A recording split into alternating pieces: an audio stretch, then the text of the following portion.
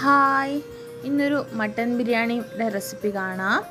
ആദ്യം തന്നെ കുക്കറിൽ എണ്ണ ചൂടാക്കി സവാള വഴറ്റാം.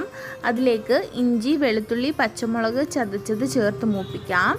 ശേഷം തക്കാളി ചേർത്ത് നന്നായിട്ട് വഴറ്റിയെടുക്കാം. ഇനി ഇതിലേക്ക് ഇറച്ചി കഷ്ണങ്ങളും ആവശ്യത്തിന് ഉപ്പും ബിരിയാണി മസാലയും ചേർക്കാം. മസാലയ്ക്ക് നല്ലൊരു ടെക്സ്ചർ കിട്ടാനായിട്ട് കുറച്ച് തൈര്, മല്ലിയിലയും പുതിനയിലയും, ഒരു സ്പൂൺ നാരങ്ങാനീര് എന്നിവ ചേർത്ത് നന്നായി ഇളക്കി യോജിപ്പിക്കാം.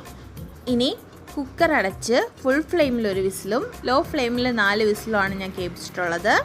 ഇറച്ചി കൃത്യമായിട്ട് വെന്ത് കിട്ടാനിത് സഹായിക്കും.